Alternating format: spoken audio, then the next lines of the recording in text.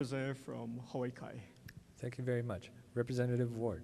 Speaker, I rise in support of the resolution commemorating 50 years of Peace Corps service. Please proceed in support. Speaker, this is kind of the ultimate of conflict of interest in that I was a Peace Corps volunteer in North Borneo. I trained in Hilo, and I'm going to commend these people because we want to put a face on 50 years of service to humanity. But I want to go back to the first lesson that we learned in Hilo, and it was basically brought out by the message this morning about humility. We had an anthropologist from the University of Hawaii said, no matter where you go and whoever you meet, the human value and personal worth of that individual is important to you as a Peace Corps volunteer. I've never forgotten that lesson. So what I'm going to do is introduce some of the Peace Corps volunteers who served, as well as some of those who were trainers.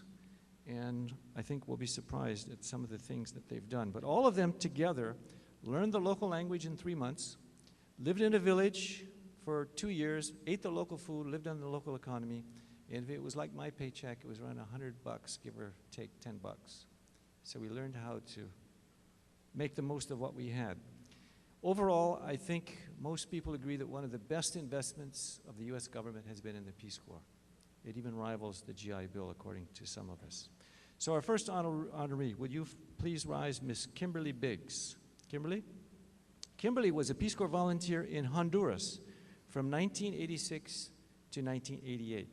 She served in the field of animal husbandry. In fact, she started women raising chickens. In fact, there were 2,000 chickens that they raised for the purpose of helping protein get in the diet, as well as shifting some of the cash away from the men into the women's hands, because in some places you were not allowed to handle the cash.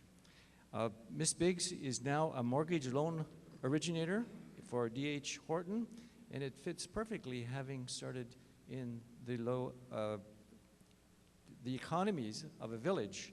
And she is also, and now I rise as the esteemed member, because I'm a board member under her, she is the president of the Return Peace Corps Volunteers Association of Hawaii, who oversees hundreds of Return Peace Corps volunteers who live in Hawaii. Shall we welcome Kimberly Biggs? Thank you, Kimberly, for your service. Good job. Our next honoree not only was a Peace Corps volunteer, he was also a Peace Corps staff. Mr. Phil Olson, will you please rise? If I spoke Tagalog, I would introduce you.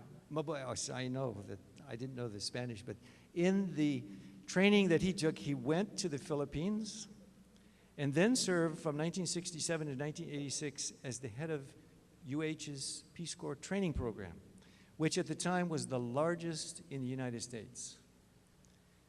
Phil directed the Peace Corps training program for more than 3,500 volunteers placed in the Asia-Pacific region, primarily Malaysia, Thailand, and the Philippines. In those days, Peace Corps, Mr. Speaker, trained in the United States. They tried to get an environment that simulated as much as the country as possible.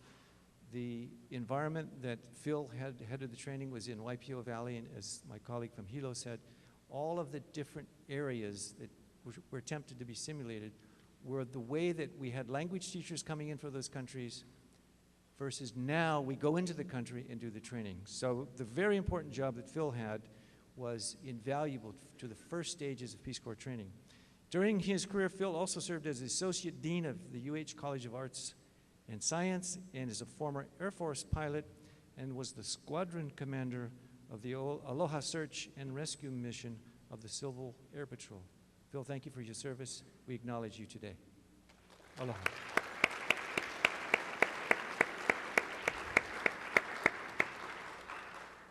Our third honoree is Mary Mateoshi.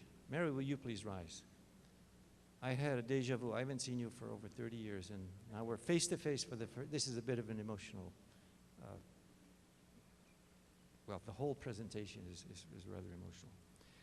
Mary was a key member of the Peace Corps training staff who kept all of us in Malaysia 9 trained and in order and behaving properly. Mary was also a mini ambassador for the Peace Corps when she was sent by the Peace Corps Washington staff to the various countries of Malaysia, Thailand, and the Philippines to figure out assignments for the Peace Corps volunteers that were trained. These were dealing with heads of state, and Mary, in her own words, said, "I never realized I would be given such a position of responsibility." But Mary delivered. When she was called upon, there were 200 trainees that were being sent to Hilo, and they said, "Mary, find us a place to train." Knowing and connected so well in the Big Island, she got Pepekeo School, and then continued for the training, and particularly for my group in Waikeuka School, she was able to link the DOE to the Peace Corps training, which then for the University of Hawaii was a very, very active and lucrative contract.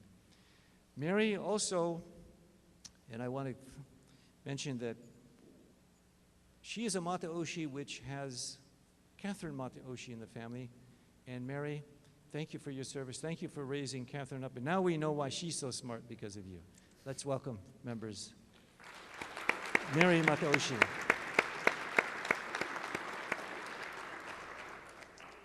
Now will our youngest and most recent returned Peace Corps volunteer, Miss Corey Tanita, please rise. Welcome back, Corey. Corey served in the nation of El Salvador, and she just returned last May.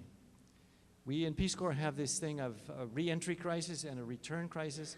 The first 6 months, you're kind of discombobulated, and guess where she chose to get discombobulated? She works for the Hawaii State Senate in the Ways and Means Committee. So welcome home, welcome to America and the politics of the state of Hawaii.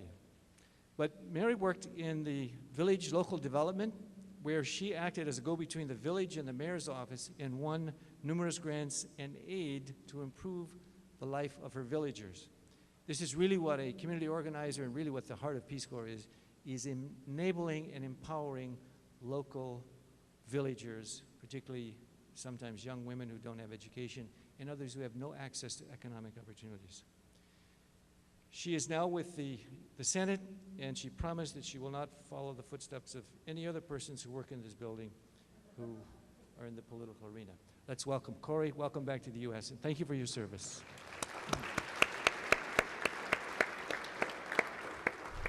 Mr. Speaker, I would also very briefly like to introduce some Peace Corps volunteers who are in the gallery.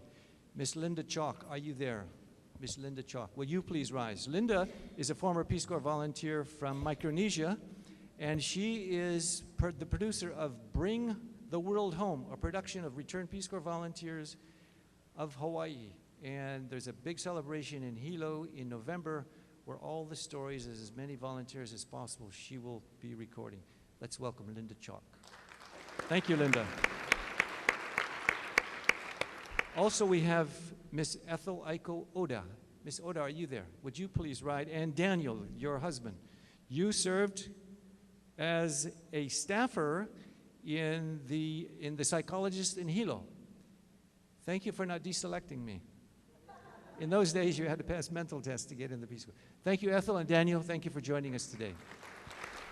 Are there any other volunteers in the gallery that I haven't mentioned?